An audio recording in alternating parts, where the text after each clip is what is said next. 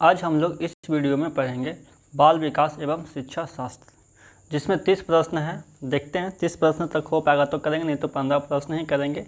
इसमें ये इम्पोर्टेंट है, जो स्टूडेंट सीटेट का तैयारी करते हैं, यूपी टेट का तैयारी करते हैं, रीट का तैयारी करते हैं, उत्तराखंड का हो गया, हरियाणा टेट हो गया, इन सभी के लिए इम्पोर्टेंट है, जिसमें CDP आता है। तो चलिए पहला क्वेश्चन से स्टार्ट करते हैं। फर्स्ट क्वेश्चन कहता है, कोहलर यह सिद्धांत करना चाहता था कि सीखना एक ऐसी स्थिति है जिसमें व्यक्ति पशु से श्रेष्ठ है, स्वायत्त यादृच्छिक क्रिया है, संज्ञानात्मक संकार्य है, परिस्थिति के विभिन्न अंगों का प्रत्यक्षीकरण है। तो आप इसका आंसर बताएं। इसमें हम लोग एक एक प्रश्न करके चलेंगे, जिसका और भी पूरा डिटेल में इसको समझते हुए आगे की ओर चलेंगे। टीचिंग्स एग्ज़ाम में जितने भी CDP आते हैं या KBS हो गया हो, है ना, सारे के लिए इम्पोर्टेंट है। सारे लोग इसे पूरा देखें शुरू से लेकर अंत तक। और जो लोग मेरे चैनल पर नए हैं, कृपया चैनल को सब्सक्राइब कर लें और बेल आइकन को प्रेस कर लें। तो इसका फर्स्ट का आंसर करें तो फर्स्ट का राइट आंसर होगा थर्ड, संज्ञानात्मक संकार्य। कोहलर यह सिद्ध करना चाहता था कि सीखना संज्ञानात्मक संकार्य है। आइए अब इसके बारे में डिटेल जानते हैं। कोहलर यह सिद्ध करना चाहता था कि सीखना एक संज्ञानात्मक संकार्य है। इसके लिए कोहलर ने अधिगम के क्षेत्र के अंतर्गत अंतर्दृष्टि का सिद्धांत दिया। इसे संज्ञानात्मक क्षेत्र सिद्धांत मीन्स कॉग्निटिव फील्ड थ्योरी भी कहा जाता है, क्योंकि इस सिद्धांत में संज्ञान अथवा प्रत्यक्षीकरण को विशिष्ट महत्व प्रदान किया जाता है। इस सिद्धांत के अनुसार कोहलर ने यह तर्क दिया है कि किसी समस्या के उपस्थित होने पर व्यक्ति उसका निरीक्षण करता है, अपना ध्यान केंद्रित करता है और समस्या के सभी उपायों को समझता है व उनका हल निकालता है। आप लोग इस प्रश्न को अच्छी तरह से समझ लिए होंगे। अब चलिए नेक्स्ट प्रश्न की तरफ चलते हैं। सेकंड नंबर क्वेश्चन कहता है, किसी भी नई भाषा को सीखने के लिए कहाँ से प्रारंभ किया जाना चाहिए? आप लोग इसका आंसर करें। अक्षरों व शब्दों के मध्य सहचर्य से, वाक्यों के निर्माण से, शब्दों के निर्माण से, उपरोक्त में से कोई नहीं। अभी तक आप लोगों ने बहुत सारा पढ़ा होगा, लेकिन फिर भी इस क्वेश्चन का आंसर देने में प्रॉब्लम हो रही होगी, कन्फ्यूजन होने लगता है कि इसका आंसर क्या होगा, ये होगा या ये होगा। 2 ऑप्शन तो छट जाता है, बट 2 ऑप्शन में फंस जाते हैं। तो जितना ज़्यादा आप प्रैक्टिस करेंगे उतना सही रहेगा और ज़्यादा से ज़्यादा नंबर आप एग्ज़ाम में ला सकते हैं। तो 2 का आंसर करें तो 2 का राइट आंसर होगा फर्स्ट। अक्षरों व शब्दों के मध्य सहचर्य से, है ना। किसी भी नई भाषा को सीखने के लिए कहाँ से प्रारंभ करना चाहिए? तो अक्षरों व शब्दों के मध्य सहचर्य से, वाक्यों के निर्माण से नहीं। आप सीधा बालक को वाक्य का निर्माण तो नहीं सिखा सकते हैं। वाक्य कैसे बना पाएगा जब तक उसे अक्षर का ज्ञान नहीं होगा। शब्दों के निर्माण से, तो शब्द भी कैसे बना पाएगा जब तक उसे अक्षर का ज्ञान नहीं होगा, तो शब्द बनेगा ही नहीं। उपयुक्त में से कोई नहीं, ऐसा तो नहीं है। सबसे जो लोएस्ट है, जो नीचे से चलता है, वो क्या? अक्षर व शब्दों के मध्य सहचर्य से, है ना। तो आइए इसके बारे में और जानते हैं, क्या सीख सकते हैं इसमें हम। किसी भी नई भाषा को सीखना अक्षरों व शब्दों के मध्य सहचर्य से प्रारंभ किया जाना चाहिए। वाक्यों का निर्माण शब्दों और अक्षरों के संयोजन से होता है, क्योंकि कई शब्दों का समूह वाक्य कहलाता है। इसलिए किसी भी नई भाषा को सीखने के लिए उस भाषा से संबंधित अक्षरों व शब्दों के मध्य संयोजन की जानकारी प्रथम होती है। समझ गए होंगे। नेक्स्ट प्रश्न को चलते हैं। 3 नंबर प्रश्न कहता है, बहुत बड़ा, इसे छोटा कर देता हूँ। आप लोग जो मेरे चैनल पे अभी नया है, कृपया चैनल को सब्सक्राइब कर लें और बेल आइकन को प्रेस कर लें। चलिए 3 नंबर क्वेश्चन है, समावेशी कक्षा में किस प्रकार का छात्र होता है? केवल विशिष्ट छात्र, सामान्य और विशिष्ट छात्र, केवल सामान्य छात्र, बहुभाषी और प्रतिभाशाली छात्र। बताइए, समावेशी कक्षा के बारे में आप सभी लोग जानते होंगे, तो इसका राइट आंसर करें तो 3 का राइट आंसर होगा 2। समान और विशिष्ट छात्र दोनों को एक ही कक्षा में बैठाया जाता है। मैं इसे नीचे कर देता हूँ, क्वेश्चन भी दिखेगा और इसका आंसर भी दिखेगा।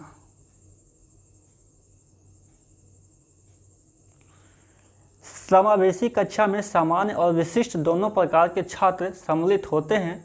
शिक्षा का समावेशीकरण यह बताता है कि विशेष शैक्षणिक आवश्यकताओं की पूर्ति के लिए एक सामान्य छात्र और एक दिव्यांग को समान शिक्षा प्रति के अवसर मिलने चाहिए। समावेशी शिक्षा विशेष विद्यालय या कक्षा को स्वीकार नहीं करता है।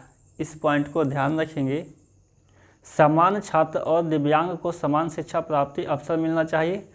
इस पॉइंट को जो मैं अब बोल रहा हूँ ध्यान से सुनिएगा। समावेशी शिक्षा विशेष विद्यालय या कक्षा को स्वीकार नहीं करती। दिव्यांग बच्चों को भी सामान्य बच्चों की तरह ही शैक्षिक गतिविधि में भाग लेने का अधिकार है। ये प्रश्न सीटेट में कई बार आ चुका है, यूपी टेट के लिए भी इम्पोर्टेंट है, यूपी टेट में भी बहुत बार आया है, और भी जितने भी टेट हैं, उत्तराखंड टेट हो गया, हरियाणा टेट हो गया, झारखंड टेट हो गया, सारे के लिए इम्पोर्टेंट है। नेक्स्ट प्रश्न 4 नंबर क्वेश्चन कहता है, अधोलिखित में गणित संबंधी अधिगम अक्षमता को कौन सा पद परिभाषित करता है? निरस्ता संबंधी दोष, पठन दोष, गणना दोष, इनमें से कोई नहीं। 4 का आंसर करें तो 4 का राइट आंसर होगा 3, गणना दोष। ठीक है, गणित संबंधी अधिगम अक्षमता को गणना दोष परिभाषित करता है। बच्चों में गणित संबंधी अधिगम अक्षमता या गणना दोष को डिसकैलकुलिया कहा जाता है। डिसकैलकुलिया मीन्स जानते हैं डिसकैलकुलिया किससे संबंधित है? तो गणित से संबंधित है। इसमें 2 अंकों के बीच कौन सा बड़ा अंक है? मानसिक रूप से सरल एकल अंकों की संख्या जोड़ने में असमर्थता, संख्याओं की पहचान में खराब प्रवाह तथा प्रभावी गिनती रणनीति में कमी आदि प्रमुख लक्षण है ना। तो अधोलिखित में गणित संबंधी अधिगम अक्षमता को कौन, यहाँ पे देखिए अक्षमता कह रहा है, इस पॉइंट को ध्यान दीजिएगा, को कौन सा परिभाषित करता है? तो गणना दोष। नेक्स्ट प्रश्न को चलते 5 नंबर प्रश्न कहता है, समावेशीकरण की सफलता के लिए आवश्यक है। समावेशीकरण की सफलता के लिए आवश्यक है, क्या आवश्यक है? 4 ऑप्शन दिया हुआ। पहला ऑप्शन है क्षमता निर्माण का अभाव, अभिभावकों की भागीदारी का न होना, अलगाव, संवेदनशीलता। तो बताइए 5 का आंसर करें। 5 का राइट आंसर होगा 4, संवेदनशीलता, है ना। समावेशीकरण की सफलता के लिए आवश्यक है संवेदनशीलता। समावेशीकरण की सफलता के लिए संवेदनशीलता एक आवश्यक तत्व है। समावेशीकरण एक समान और विशिष्ट के बीच के अलगाव को कम कर समग्र रूप से आगे बढ़ने की दिशा में महत्वपूर्ण भूमिका निभाता है। क्षमता निर्माण का अभाव, अभिभावकों की भागीदारी का न होना तथा अलगाव समावेशीकरण की सफलता में बाधक है। नेक्स्ट प्रश्न 6 नंबर प्रश्न कहता है, निम्न में से कौन सा संवेग का तत्व नहीं है? संवेग से संबंधित कौन नहीं रखता है? व्यवहारात्मक, दैहिक, संज्ञानात्मक, संवेदी। 6 का आंसर करें तो 6 का राइट आंसर होगा 4, है ना। मीन्स ये चारों में से संवेग का तत्व नहीं है, तो संवेदी नहीं है। व्यवहारात्मक है, संज्ञानात्मक भी है और दैहिक भी है। आइए जानते हैं कैसे। संवेदी संवेग के तत्वों या घटकों में शामिल नहीं है। संवेग अंग्रेजी भाषा के शब्द इमोशन का हिंदी रूपांतरण है। मनुष्य अपनी रोजाना की जिंदगी में सुख, दुख, भय, क्रोध, प्रेम, ईर्ष्या, घृणा आदि का अनुभव करता है। वह यह व्यवहार किसी उत्तेजनावश करता है। यह अवस्था संवेग कहलाती है। संवेग समझ गए?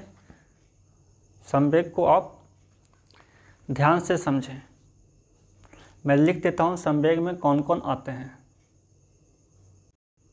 आप स्क्रीन पे देख रहे हैं, जिसे इंग्लिश में क्या बोलते हैं? इमोशन, है ना। और हिंदी में क्या बोलते हैं? संवेग। तो सुख, दुख, भय, क्रोध, प्रेम, ईर्ष्या, घृणा, ये सारे इमोशंस हैं। ठीक है, इसे ध्यान में रखें, ये प्रश्न कई जगह आता है, आप इसे नोट कर लें। सुख, दुख, भय, क्रोध,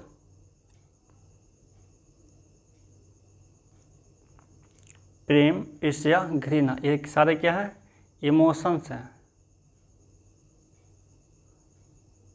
इमोशंस है, संवेग हैं। अब लिख लिए होंगे।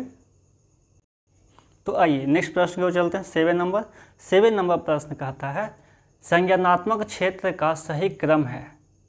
बताइए संज्ञानात्मक क्षेत्र का सही क्रम कौन होगा? ज्ञान, अनुप्रयोग, अवबोध, विश्लेषण, संश्लेषण, मूल्यांकन, या मूल्यांकन, अनुप्रयोग, विश्लेषण, संश्लेषण, अवबोध, ज्ञान। बताइए कौन होगा?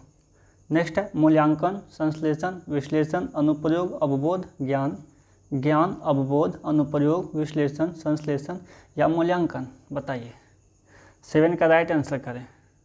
संज्ञानात्मक क्षेत्र का सही क्रम है कॉग्निटिव डेवलपमेंट, इसका सही क्रम होगा 4।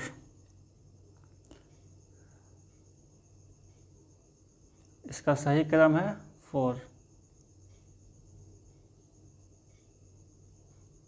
सबसे पहले क्या होगा? ज्ञान, फिर अवबोध, फिर अनुप्रयोग, फिर विश्लेषण, फिर संश्लेषण, फिर मूल्यांकन। मूल्यांकन सबसे लास्ट में होगा। तो चलिए इसे और अच्छे से समझते हैं। संज्ञान का अर्थ समझ या ज्ञान होता है। शैक्षणिक प्रक्रियाओं में अधिगम का मुख्य केंद्र संज्ञानात्मक क्षेत्र होता है। इस क्षेत्र में अधिगम उन मानसिक क्रियाओं से जुड़ा होता है जिनमें पर्यावरण से सूचना प्राप्त की जाती है। इस प्रकार इस क्षेत्र में अनेक क्रियाएं होती हैं जो सूचना प्राप्ति से प्रारंभ होकर शिक्षार्थी के मस्तिष्क तक चलती है। ये सूचनाएं दृश्य रूप में होती हैं, यह सुनने या देखने के रूप में होती है। संज्ञान के सही क्रम में ज्ञान, अवबोध, अनुप्रयोग, विश्लेषण, संश्लेषण तथा मूल्यांकन पक्ष सम्मिलित होते हैं। आप इसे याद रखेंगे, ये कई बार पूछा जा चुका है और बहुत से एग्जाम में ये आते हैं। नेक्स्ट प्रश्न को चलते हैं 8 नंबर प्रश्न कहता है निम्न में से कौन सी अच्छे शिक्षण की विशेषता नहीं है? स्वेच्छाचारी, जनतांत्रिक, सहानुभूतिपूर्ण, वांछनीय सूचनाएं देने वाला। 8 का आंसर करें। तो 8 का राइट आंसर क्या होगा? देखिए क्वेश्चन क्या कहता है, निम्न में से, ये चारों ऑप्शन में से कौन सी अच्छे शिक्षण की विशेषता नहीं है? मीन्स अच्छा शिक्षण का विशेषता नहीं है, कौन नहीं है? मीन्स वो ऑप्शन नहीं भी रहेगा तो कोई प्रॉब्लम उससे नहीं होगी। ठीक है, तो 8 का राइट आंसर होगा फर्स्ट, स्वेच्छाचारी। मीन्स ये विशेषता शिक्षण का नहीं है, बाकी सब है। ठीक है, जैसे सहानुभूतिपूर्ण होना ही चाहिए, जनतांत्रिक, वांछनीय सूचनाएं देने वाला। तो आइए इसे और अच्छे से समझते हैं। और अभी तक आप लोगों ने वीडियो को लाइक नहीं किया है तो वीडियो को लाइक कर दें, और जो लोग नए आए हैं सब्सक्राइब नहीं किए हैं तो चैनल को सब्सक्राइब कर दें, और बताएं कमेंट करके अभी तक में प्रश्न आपको कैसे लग रहे हैं। स्वेच्छाचारी अच्छे शिक्षण की विशेषता नहीं है। एक अच्छा शिक्षण वह होता है जिसमें शिक्षक अधिगमकर्ता के साथ उचित वातावरण में वांछनीय सूचनाएं प्रदान करता हो तथा अधिगमकर्ता के साथ सहानुभूतिपूर्वक व्यवहार करता हो। एक अच्छे शिक्षक को समावेशी होने के साथ साथ जनतांत्रिक मूल्यों का पोषक भी होना चाहिए। समझिए। आइए नेक्स्ट प्रश्न को चलते हैं 9 नंबर। अभिप्रेरणा का प्रत्याशा सिद्धांत किसके द्वारा दिया गया है? Victor Vroom, Maslow, Herzberg, Skinner. तो इसमें तो कुछ नहीं, आप यदि जानते हैं तो सही कर पाएंगे और नहीं जानते तो फिर तुक्का ही लगा सकते हैं। तो चलिए 9 का राइट आंसर है फर्स्ट। अभिप्रेरणा का प्रत्याशा सिद्धांत किसके द्वारा दिया गया है? तो वो दिया गया है विक्टर ब्रूम के द्वारा। अभिप्रेरणा का प्रत्याशा सिद्धांत विक्टर ब्रूम के द्वारा वर्ष 1964 में दिया गया। कब दिया गया था? 1964 में दिया गया था विक्टम ब्रूम के द्वारा अभिप्रेरणा प्रत्याशा का सिद्धांत। याद रखेंगे, नेक्स्ट बार आएगा तो आप इसे सही टिक करेंगे। इस सिद्धांत के द्वारा व्यक्ति की व्यक्ति ही तय करेगा कि एक विशेष लक्ष्य को प्राप्त करने के लिए वह अपने आत्मसंयम को कब लागू करे, जबकि अभिप्रेरणा का प्रयोजन सिद्धांत अब्राहम मास्लो, दोहरा कारक सिद्धांत फ्रेडरिक हर्ट्ज़बर्ग तथा क्रिया प्रसूत अनुबंधन का सिद्धांत स्किनर के द्वारा दिया गया। मास्लो के द्वारा कौन सा दिया गया, इसे भी जानते हैं। देखिए,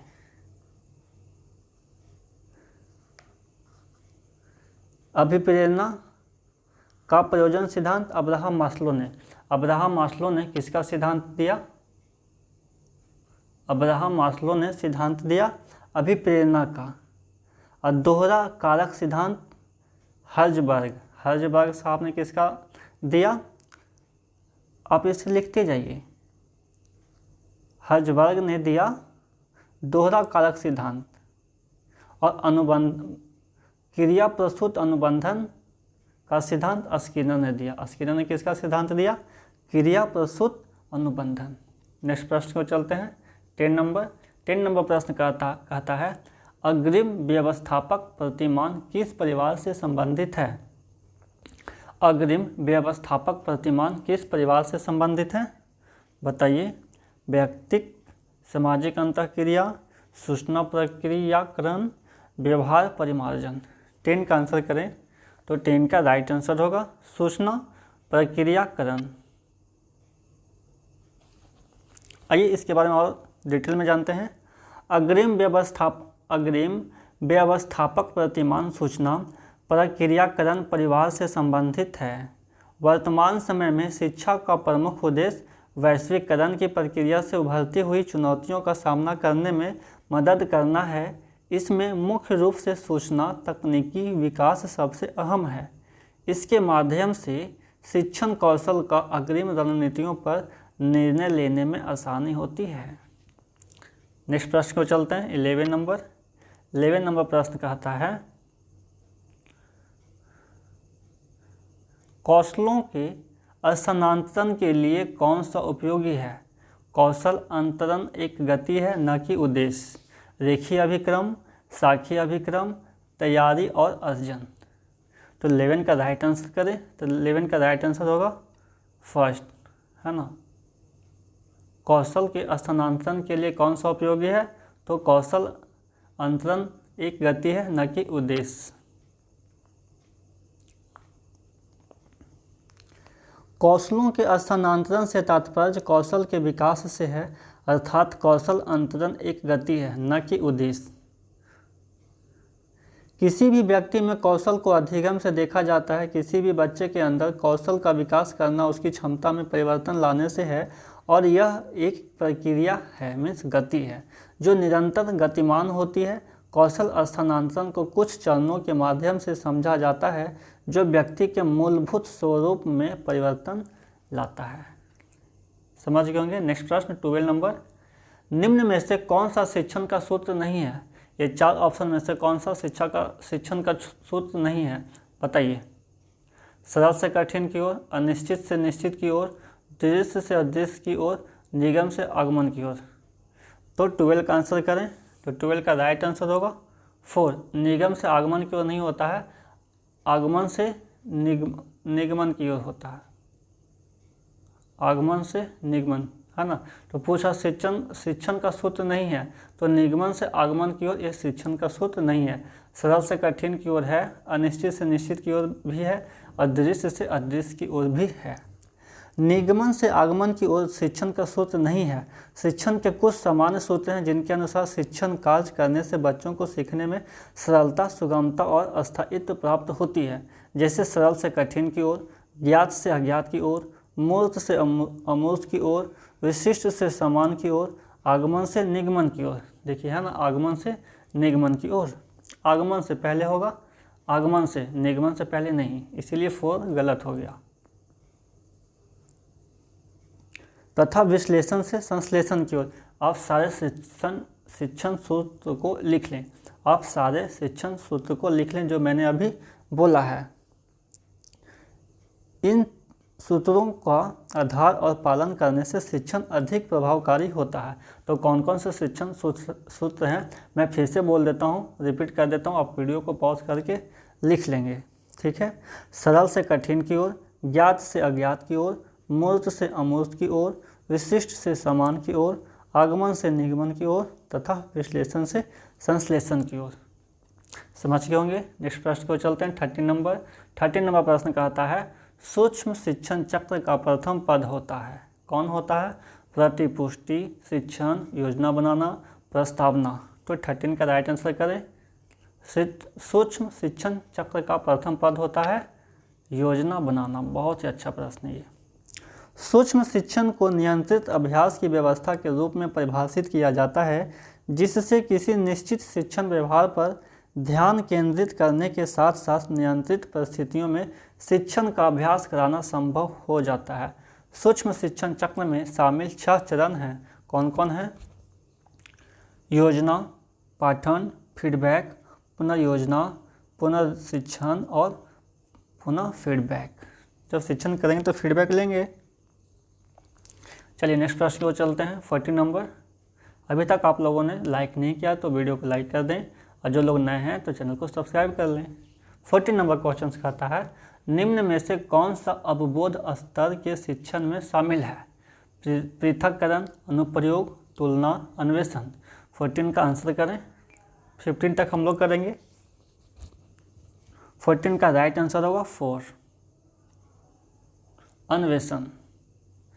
मीन्स निम्न में से कौन सा अवबोध स्तर के शिक्षण में शामिल है? तो अन्वेषण अवबोध स्तर के शिक्षण में शामिल है। पृथक्करण, अनुप्रयोग और तुलना शामिल नहीं है। तो इसका राइट आंसर होगा 4।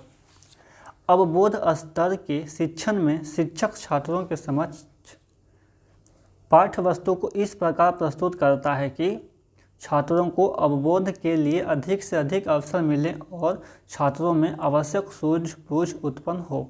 इस प्रकार के शिक्षण में छात्रों की सहभागिता बनी रहती है। यह अन्वेषण अवबोध स्तर के शिक्षण में शामिल होता है। नेक्स्ट प्रश्न, आज हम लोग 15 तक ही करेंगे, नहीं तो वीडियो काफ़ी लंबा हो जाएगा। 15 नंबर क्वेश्चन कहता है शैक्षिक सुधारों में प्रभावी विकेंद्रीकरण तभी संभव होगा जब खंड व संकुल संदर्भ केंद्रों की भागीदारी बढ़े। दूसरा, स्थानीय संदर्भ व्यक्ति उपलब्ध हो। नेक्स्ट, अध्यापकों के पास संसाधन और प्रासंगिक सामग्री भी मौजूद हो। बताइए ये तीनों में से कौन कौन होगा तब सही होगा? शैक्षिक सुधारों में प्रभावी विकेंद्रीकरण तभी संभव होगा। कौन होगा? फर्स्ट और थर्ड रहेगा, 2 या थर्ड, 1 और 2 या 1 2 3। आप इसको मिलाकर के आंसर करें।